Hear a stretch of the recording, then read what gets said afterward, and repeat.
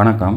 மனம் கவர்ந்த பங்குச்சந்தை அப்படிங்கிற இந்த தொடரில் வார நாட்களில் நம்ம பங்குகளை பற்றி, அதாவது வாய்ப்புகள் தரக்கூடிய பங்குகளை பற்றி நம்ம பார்த்துட்டு வரோம். என்னுடைய தேர்ந்தெடுப்புகளாக நான் தேர்ந்தெடுக்கக்கூடிய சில பங்குகளை, டெக்னிக்கல் முறையில் பிரேக் அவுட்ஸ் தரக்கூடிய பங்குகளை நான் உங்களோட பகிர்ந்துட்டு வரேன். அப்படிப்பட்ட சில பங்குகளை இந்த வாரம் நம்ம பார்க்குறதுக்கு முன்னாடி, புதிதாக இணைந்துள்ள அத்தனை நல்ல உள்ளங்களுக்கும் என்னுடைய மனமார்ந்த நன்றிகள். உங்களுடைய லைக்ஸ், கமெண்ட்ஸ் மற்றும் சப்ஸ்கிரிப்ஷன் மூலயமா நீங்கள் கொடுத்துட்டு வர்ற ஆதரவுக்கு மிக்க நன்றி.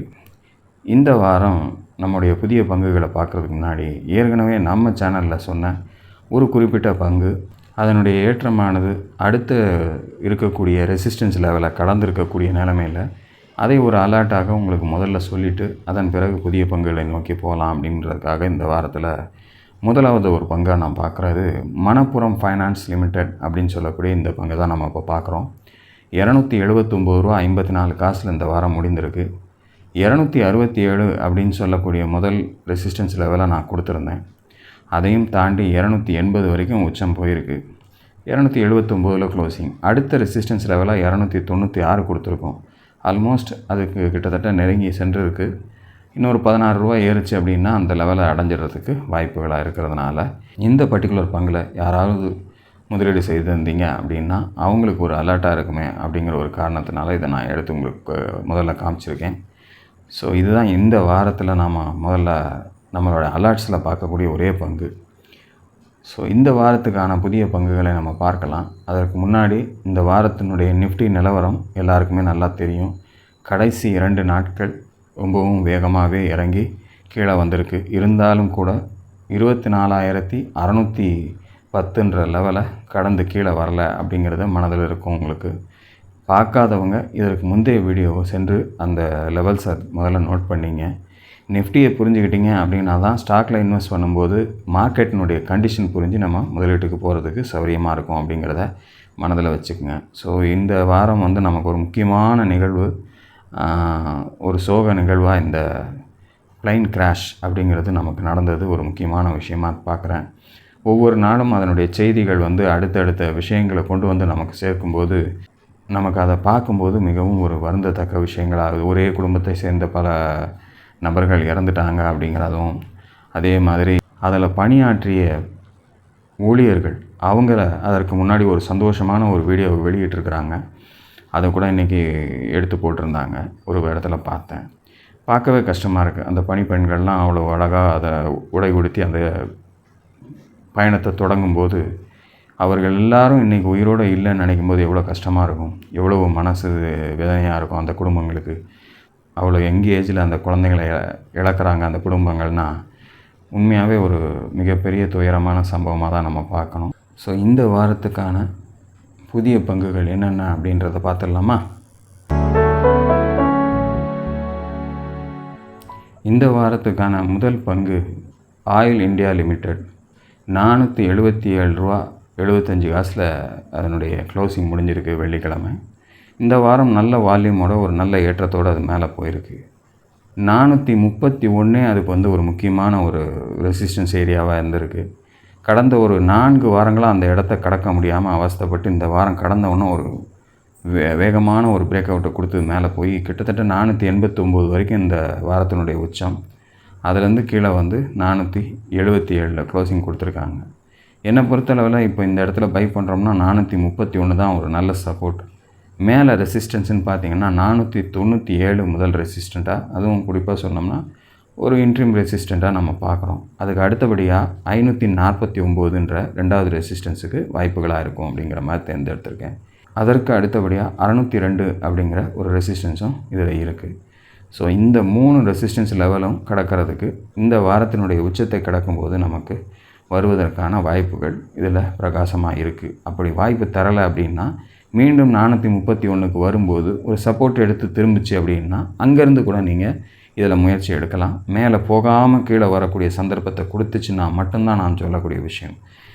ஒரு சில நேரங்களில் பிரேக் அவுட் ஆகிடும். அங்கேருந்து நம்முடைய சப்போர்ட் லெவலை ஒரு ரீடெஸ்ட் பண்ணிவிட்டு அதுக்கப்புறம் மறுபடியும் மேலே அந்த லெவலை கட் பண்ணி போகிறதுக்கு தன்னை தயார்படுத்தும். ஸோ அந்த மாதிரி ஒரு சூழ்நிலை வந்தாலும் இதை அப்படியும் பயன்படுத்திக்கலாம். இல்லை நேரடியாக உடச்சி மேலே போகுதுன்னாலும் இந்த லெவலில், ஏன்னா இப்போ இருக்கக்கூடிய க்ரூட் ஆயில் ப்ரைஸினுடைய இம்பேக்ட் கூட இதில் இருக்கலாம், இதனுடைய ஏற்றத்துக்கான காரணமாகவும் இருக்கலாம். அப்படிங்கிறதுக்காக தான் இதை நான் உங்களுக்கு சொல்ல வர்றேன். ஸோ ஏன்னா அப்படி ஒரு சந்தர்ப்பம் கொடுத்தாலும் அதையும் பயன்படுத்திக்கிங்க அப்படிங்கிறதுக்காக தான் நான் அதை உங்களுக்கு முக்கியமாக சொல்லியிருக்கேன். ஸோ இதுதான் என்னுடைய முதல் தேர்வு. ஸோ 497, 549, 602 அப்படிங்கிற இந்த 3 லெவல்ஸ்களும் தொடர்ந்து இதனுடைய ஏற்றமானது இருக்கும்போது நமக்கு கிடைக்குங்கிறத மனதில் வச்சுக்கோங்க. இது என்னுடைய முதல் தேர்வு. அடுத்த ஸ்டாக் பார்க்கலாமா? இரண்டாவதாக நம்ம பார்க்கக்கூடிய ஸ்டாக் வந்து மஹா லைஃப்னு சொல்லக்கூடிய Mahindra life space development limited அப்படின்னு சொல்லக்கூடிய இந்த ஸ்டாக்கு. இது வந்து 255 வந்து ஒரு நல்ல சப்போர்ட் எடுத்திருக்கு. இந்த லெவலில் அதனுடைய சப்போர்ட்லேருந்து அங்கேருந்து திரும்பி 340 ஒரு ரெசிஸ்ட் ஆகி அந்த இடத்த இப்போ தாண்டி மேலே க்ளோசிங் போயிருக்கு. 358.95 இந்த வாரத்தினுடைய க்ளோசிங். ஸோ இங்கேருந்து இது போகணும்னா 340 ஒரு நல்ல ஒரு ஸ்ட்ராங்கான சப்போர்ட்டு. இந்த வாரத்தினுடைய லோ அதுக்கு கீழே போச்சு, க்ளோசிங் போச்சுனாலே நம்ம கொஞ்சம் உஷாராக இருக்கணும். அப்படி போகாமல் அது மேல் நோக்கி செல்லக்கூடிய வாய்ப்பு ஏற்பட்டுச்சுன்னா என்னுடைய கணக்கு பிரகாரம் அடுத்த ரெசிஸ்டன்ஸு அடுத்த ஒரு 100 ரூபா வரைக்கும் நமக்கு மேலே போகிறதுக்கு வாய்ப்புகளாக இருக்கும். 441 வரைக்கும் போகலாம் அப்படின்ற மாதிரி நான் எதிர்பார்க்குறேன். அதுக்கு அடுத்த லெவலாக 485, அதுக்கு அடுத்த லெவலாக 544 அப்படிங்கிற இந்த 3 லெவல்களும் இதில் கிடைக்கிறதுக்கு வாய்ப்புகளாக இருக்கும் அப்படிங்கிற மாதிரி இதை நான் பார்த்துருக்கேன்.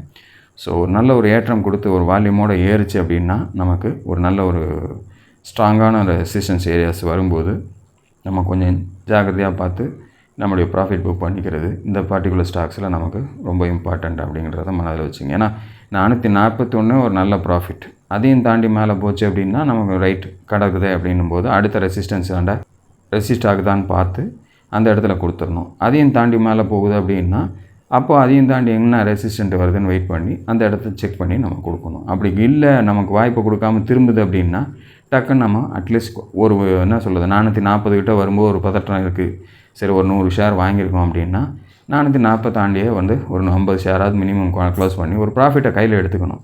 அதுக்கப்புறம் மிச்சம் உள்ளதை அடுத்தடுத்த லெவல்ஸில் கொஞ்சம் கொஞ்சமாக கூட கொடுத்துட்டு போகலாம், நம்மளுடைய விருப்பம் தான். ஸோ அதில் நமக்கு எவ்வளவு சில காசை வந்து நம்ம இதிலேருந்து கொஞ்சம் கொஞ்சமாக எடுக்க முடியுமோ அவ்வளோ எடுத்துக்கிறதுன்றது ரொம்ப முக்கியம். அப்படிங்கிறதுக்காக தான் இதை எடுத்து நான் உங்களுக்கு போட்டிருக்கேன். ஸோ இந்த வாரத்துக்கான தேர்வுகளை இந்த 2 ஸ்டாக்கு தான். பிகாஸ் இந்த வாரம் நம்ம சொன்ன மாதிரி அன்எக்ஸ்பெக்டடாக மார்க்கெட்டு வந்து கடைசி 2 நாள் வேகமாக இறங்கிடுச்சு. இருந்தாலும் இதனுடைய தாக்கங்கள் அடுத்து வரக்கூடிய வாரத்தில் நியூஸை பொறுத்து இருக்குது. ஏன்னா போர் செய்திகள் தொடர்ந்து வந்துக்கிட்டு இருக்குது, அதனுடைய தாக்கங்களும் நமக்கு இருக்கலாம். அதனுடைய இம்பேக்ட் மார்க்கெட்டில் இருக்கிறதுக்கு சான்சஸாக இருக்கும். ஒரு வேளை இறக்கம் வரும்போது நமக்கு இதில் வாய்ப்புகள் வரலை அப்படின்னா சைலண்ட்டாக ஓரமாக உட்காந்து வெயிட் பண்ணி நல்ல ஒரு வாய்ப்பு கிடைக்கும்போது மட்டும் என்ட்ரி கொடுத்தா போதுமானது அப்படிங்கிறது தான் நான் யோசனை பண்ணி வச்சுருக்கிறது. இருந்தாலும் இந்த 2 ஷேரும் வந்து நம்ம ஒரு கண்ணில் பட்ட ஒரு நல்ல தெளிவான ஒரு பிரேக் அவுட்டை கொடுத்து நிற்கிற மாதிரி தெரிஞ்சதுனால இது 2ஐயும் நான் எடுத்து காமிச்சிருக்கேன். நல்ல வாய்ப்புகள் கிடைக்கும்போது நம்ம அதை எடுத்து அதிகமாகவே கொடுக்கலாம். போன வாரம் 6 ஸ்டாக் கொடுத்துருந்தேன். அந்த மாதிரி வரும்போது நம்ம கொடுக்கலாம். வாய்ப்பு இல்லாததை நம்ம எடுத்து மேலே போட்டு அதை வந்து கணக்கில் காட்டணுமேன்றதுக்காக நான் காட்டுறது கிடையாது. எனக்கு நல்லா தெளிவாக சரி ரைட்டு தெரியுது அப்படின்ற மாதிரி இருந்தால், ஏன்னா இதுவே வந்து நம்ம 5 எடுத்து போடுறோம்னா அதில் 4ல் 2ஓ 1ஓ கூட ஒர்க் அவுட் ஆகும், மிச்சம் 4 கூட ஃபெயிலியர் ஆகிறதுக்கு சான்சஸ் இருக்குது.